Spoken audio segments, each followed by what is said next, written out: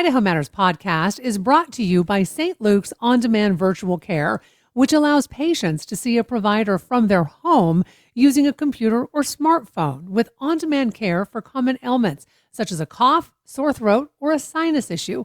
More information at stlukesonline.org. We're asking for your help to share stories from all of Idaho's 44 counties, like this one on the Spencer Opal Mines, where we learned about their unique pink opals. The pink is from an iron and manganese deposit. Like typically what you would see that turns those beautiful pools colors in Yellowstone is what gives our opal those fancy background colors. You can send your ideas to Idaho Matters at boisestate.edu and then listen for our Idaho 44 project weekdays at noon and 8 on Idaho Matters. From the studios of Boise State Public Radio News, I'm Gemma Gaudet. You're listening to Idaho Matters. As the U.S. deals with its worst flu season in more than 30 years, Idaho is seeing the highest levels of flu activity since 2009.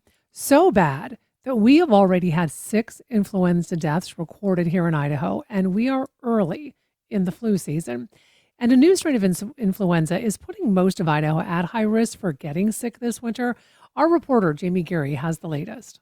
Doctor visits for the virus reached a 15-year peak last month in the state.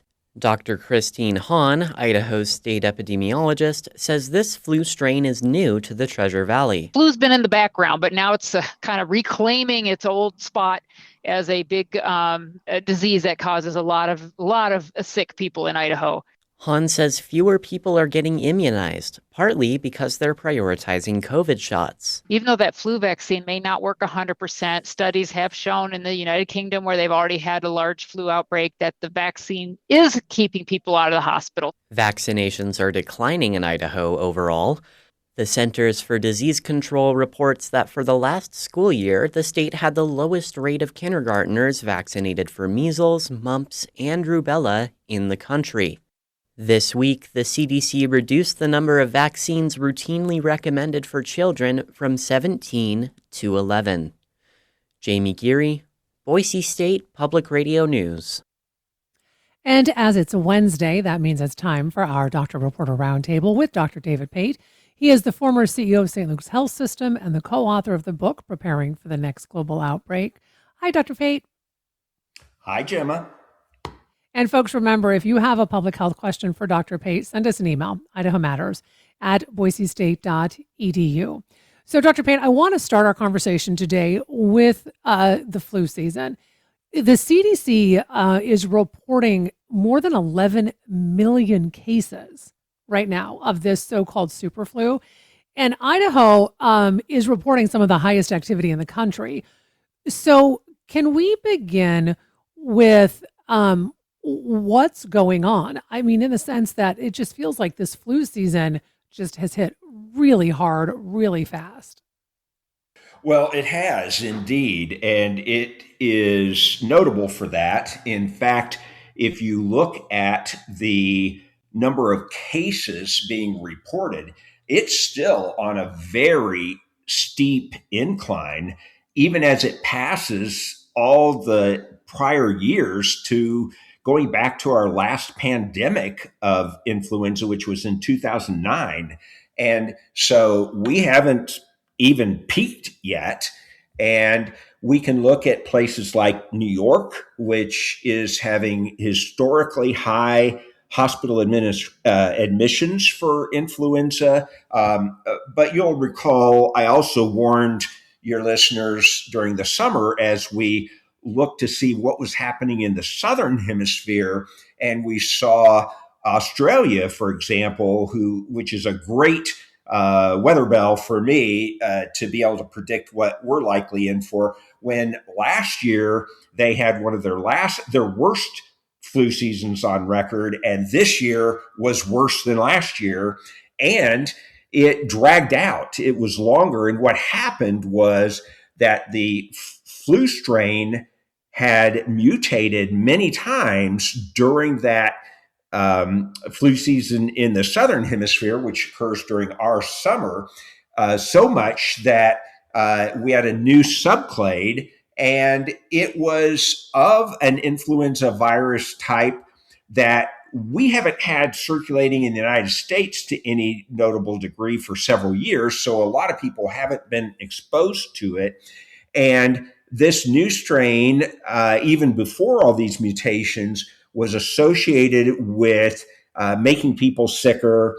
And so what we saw was a number of countries, China, South Korea, Hong Kong, even having to Japan, even having to really shut down their schools in order to just stem the spread of the flu and the overwhelming of its hospitals, because influenza in normal years, it spreads through our schools, through our children in schools that then bring it home. In fact, parents take it to work. In fact, grandparents, all that kind of stuff.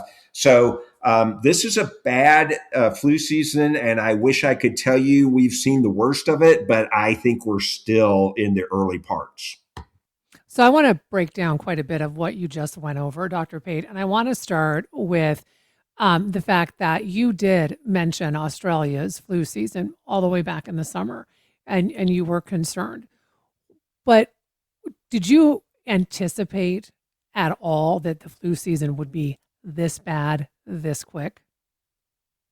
I was a little surprised that, because what we saw in some of these other countries is they were having their flu activity actually take off early. And I thought maybe we would see it early here in the United States too. And I wouldn't call that we had it late, because there's a lot of variation, but within the realm of time that we normally have flu take off, usually kind of, by Thanksgiving time. We really hadn't had it, but boy, approaching Christmas, it took off. A lot of people believe, and I think it's a very reasonable hypothesis, that all the travel associated with Christmas and the other holidays in that time zone probably caused this to even take off more. So I was a little surprised by that. However, other countries had warned us that their flu cases were taking off much more rapidly than what had happened in prior years. So I'm not necessarily surprised by that. What I am surprised about is that we also, in light of these warnings, which you wonder how many people are listening to anymore with all the chaos and confusion out there, but that our vaccination rates they were low last year, and we had a terrible flu season last year with a record-setting number of pediatric deaths in a non-pandemic year. I thought maybe flu vaccines might pick up a little bit. They actually decreased. So that's a really bad combination for us to be having a more aggressive flu strain, more rapid spread, and yet fewer people vaccinated against the flu. So that doesn't that doesn't foretell that things are going to go well. So let's talk about this new strain. It's called subclade K, and it is definitely more severe. What do we know about this strain, Dr. Pate? So in normal years, we normally see influenza A viruses dominate, especially early, and that's what this virus is. It's a type A. And then usually towards the tail end of the flu season, we'll see the type B raise its head and cause some increased activity towards the end of the season, but more often in kids. But of the A's, most normal years, we're dealing with a virus of the type H1, which refers to the type of one of the two major proteins by which we identify influenza viruses. What is different is that this year is an H3. H3 is not unheard of, but most years we don't have it circulating predominantly. And like I said, we haven't had it circulating to any notable degree in the United States for since 2022. And so there's going to be a lot of young children that have never been exposed to it, even older children that just didn't get infected with it.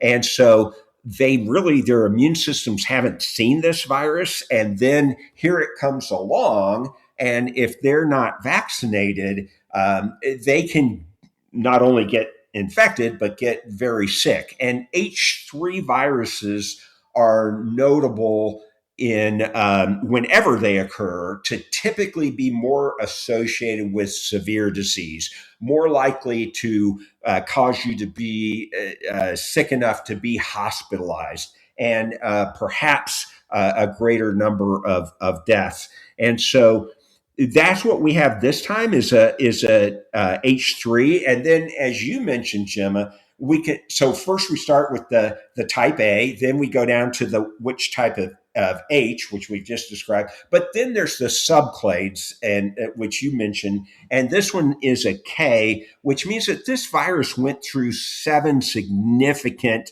mutations just in the course of this year of circulating around the globe. And what happens is every time it mutates, it gets a little bit better of circumventing either prior immunity from infection or the protection from the vaccine. As your lead-up story said, fortunately, when the UK tested this earlier in the year, and even though it's mutated, the flu vaccine is still conferring significant benefit for kids. Mm-hmm. It will reduce their chances by 70% or more of getting severely ill. For adults and older people like me, is somewhere in the 30 to 40 range, which is still of tremendous benefit. If somebody said they wanted to offer me, a 30 or 40% less chance of getting severely ill, I'll take it. So, Dr. Pate, even though the vaccine is not a perfect match, I want to talk about this a little bit because I think this is something that we see, frankly, every year with the flu vaccine. And the reason why it seems like a lot of people choose not to get it is they say, well, it's not even for the right strain. I mean, I literally had a pharmacist tell me that the other day. And I want you to explain what type of protection, as you just said, this 70%, this 30 to 40% if you are a senior citizen, what that actually means. And can folks still get the flu shot? Should they get the flu shot?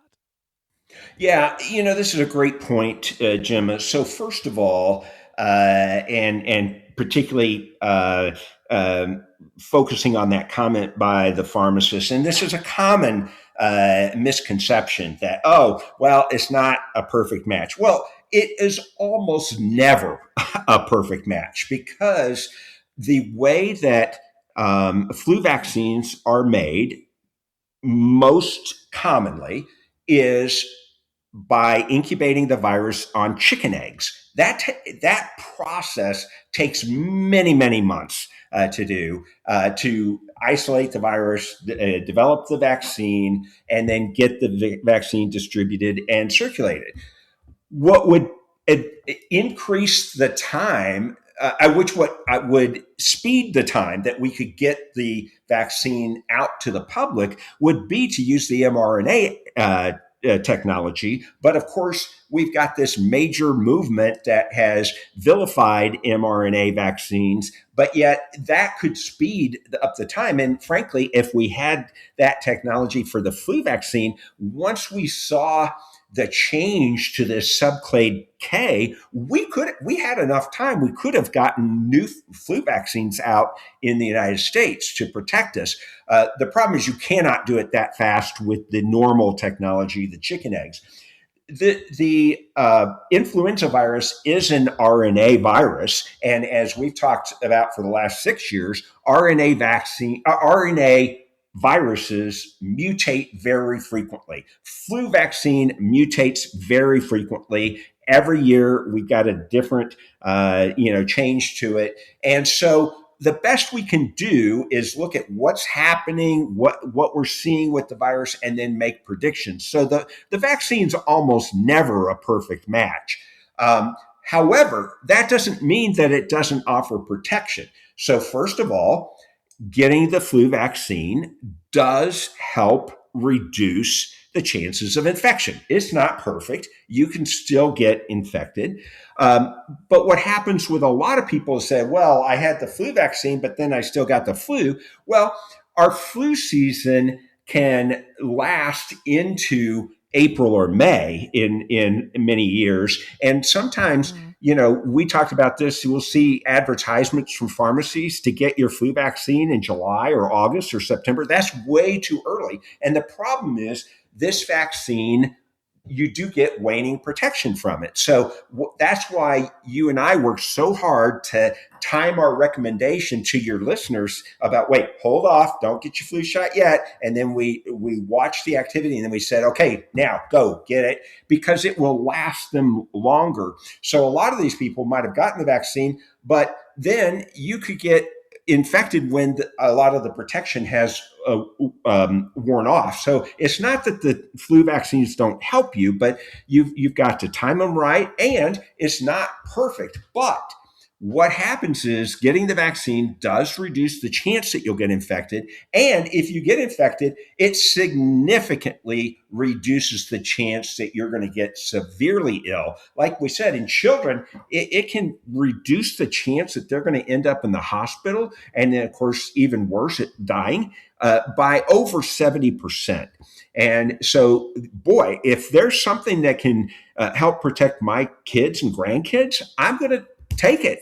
We want that. But for older people, it's not quite as strong. It is maybe a 30 to 40%, but decreasing your risk of going into the hospital 30 to 40% is still a very important accomplishment and something you want. And anybody who's gotten really sick with these viruses will appreciate that benefit. Before we go to break, Dr. Pate, who is most at risk for serious complications right now, and when should someone seek medical care? So, great question.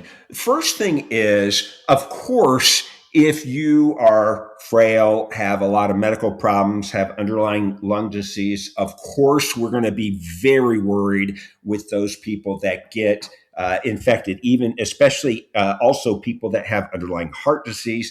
And with influenza, it increases your risk for heart attacks and strokes for months after you've had the infection, and also increases the risk for a bacterial infection to complicate the condition. However, when we see people that do get very sick, we had a 16-year-old die from influenza. She was perfectly healthy as far as anybody knows. And especially in younger people and kids, half the time, you wouldn't imagine that this person is at increased risk, and yet they have died from influenza. So that's why we have previously recommended get your kids the flu shot, because you cannot accurately predict. Obviously, if you have underlying medical conditions, you are going to be at higher risk. But that doesn't mean because you don't that something bad may happen with this virus. But in terms of calling your doctor, if you get influenza, first of all, if you are at increased risk, call as soon as you have that test result or that you're having symptoms that strongly suggest it, because we do have effective antiviral treatment, and putting you on antiviral medication can significantly reduce the risk. Number two is if you're getting if you're starting to get short of breath, if you're coughing up stuff from your lungs, if you're feeling weak, like you can't stand up without getting dizzy, all of these are things you need to call your doctor about very quickly. So the CDC is making a significant change to the childhood immunization schedule. It's removing universal recommendations for several common vaccines, and it's shifting more decisions to parents and providers. Now, federal officials say it's about aligning with other countries, but many doctors say the process and the potential impact are raising really serious concerns. So, Dr. Pate, I want to start with this idea that the CDC is saying they want to align with peer nations. So how valid is that comparison, given really the difference in the U.S. healthcare system? Well, you've hit the nail on the head. It's not valid because the people that are making this decision are not experts on either vaccines, public health, or the health systems across the world. For some reason, they seem to be particularly enamored with Denmark. Well, Denmark is a drastically different country than the United States. And let me explain why this makes a difference. If you don't offer, and I'm not taking a position pro or con, but you just got to take the fact that the United States does not offer much relative to other countries in terms of parental leave.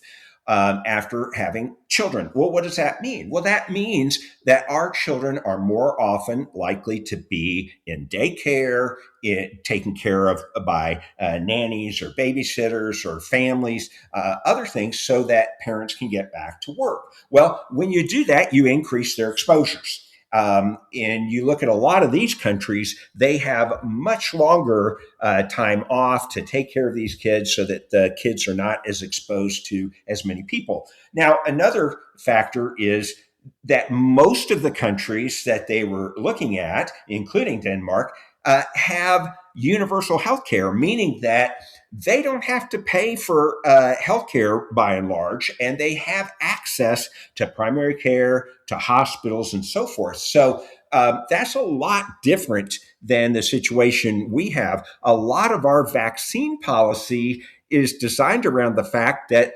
our kids often are not getting all the normal childhood care that they should have.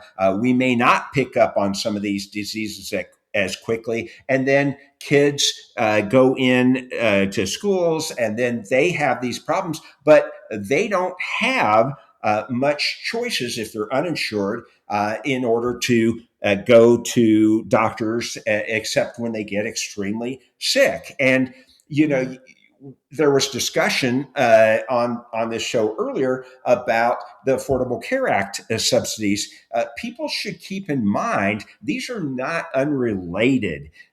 So we have more people in the United States that are uninsured than are on the ACA plans. But if you don't renew these subsidies, you'll have an addition to the ranks of the uninsured by about 50%, which means hospitals are going to take the brunt of this because they still have to provide the care to sick kids and sick people, even if they don't have insurance and can't get paid. But then that results in closing services, increasing prices. There's all an intricate interconnection between all of this, and our system is very vulnerable, unlike Denmark's, where that's just not an issue. People get this care. Also, in these other countries, they don't have their own governments providing disinformation and misinformation and discouraging vaccination. They have much more higher cultures of getting vaccines and trusting the vaccines so that they don't have as many of these threats. And I mean, I could go on, but let me just make one final point. Although the administration says, well, we're comparing to peer countries, no, they really have now made us an outlier. Denmark is the one that now our schedule is mirrored after, and they were an outlier. Now, most of our peer countries give more vaccines than what we will be giving. Well, and if we want to align ourselves like Denmark, I mean, as you said, Dr. Pate, look at parental leave. In Denmark, parents get combined 52 weeks of paid parental leave. In the United States, you get up to 12 weeks of unpaid job protected leave if you work at a company with 50 or more employees. There is such a discrepancy there when it comes to if we're looking at peer nations. So with that said, I mean, that does play into maybe being able to wait sometimes if you want to spread out vaccines for your child. But if you are living in the United States, where majority of homes, both parents work, your child is being exposed a lot of times because they're in daycare. So with that said, can you talk about the this idea of decision making, this shared clinical decision making in real life?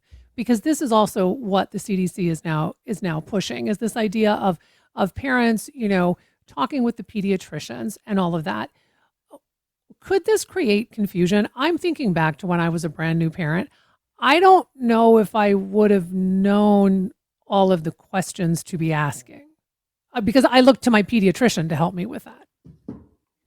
Well, it would have been shocking if you did, and because all of this is very, very complicated. And what happens when we have these universal recommendations is that our society can know, okay, this has been looked at with scientists, with experts, with doctors, and they've come up with these recommendations because, just like you said, you'll never know enough yourself to understand all of these issues, but that's why we trust experts. And, when I have to have work on my home, I'm not an expert. So that's why I look to experts. When I have to go to the dentist, I don't know about dentistry. I look to experts. Well, that's what people do with medical. And when we change these things, just like you've mentioned, Gemma, it's going to cause, hey, well, wait, is there some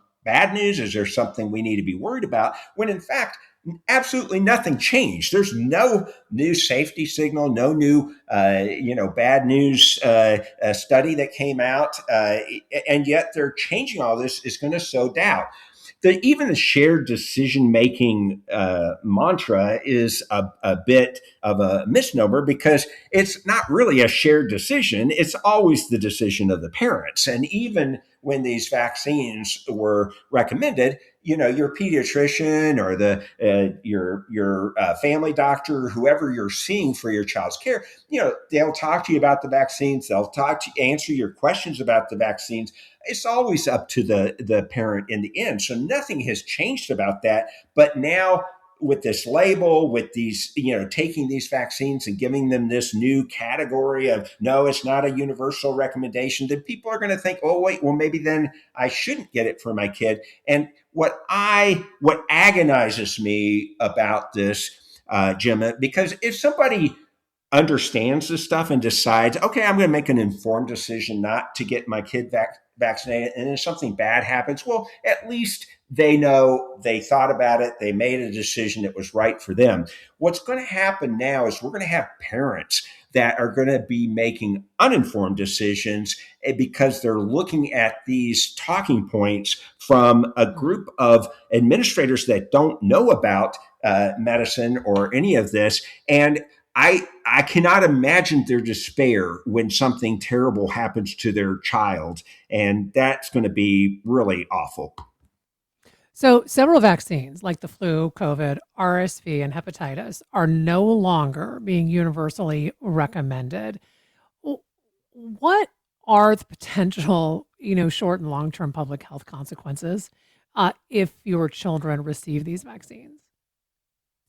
Yeah, so so one of the problems is what we're already dealing with is declining vaccination rates, just because all of this has been promoted so much on social media, on cable networks, on other things, where there's a lot of confusing information because now pretty much anybody who has a Facebook or Twitter account can say whatever they want to say and make scary claims, even though they don't know what they're talking about.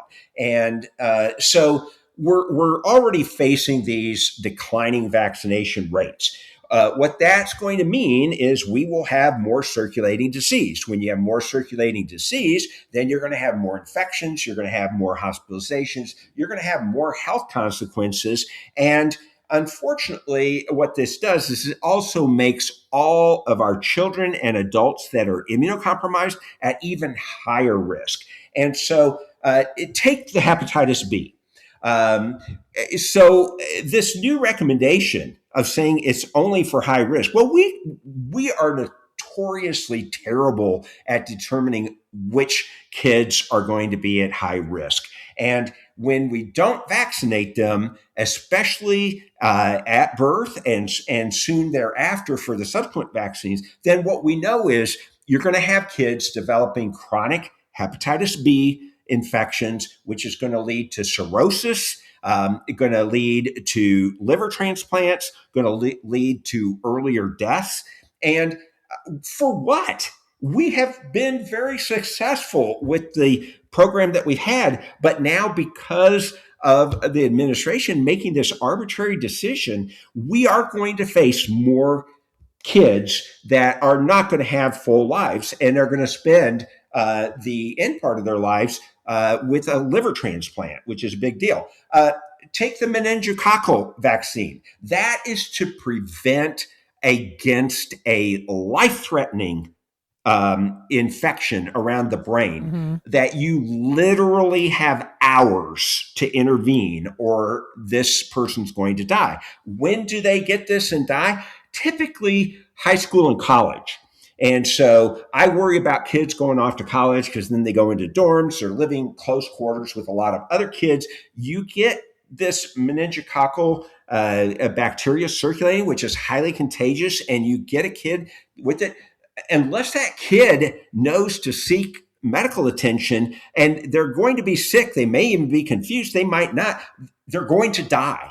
We're going to have healthy children die because of this. And I could go on, but that's what's at stake here.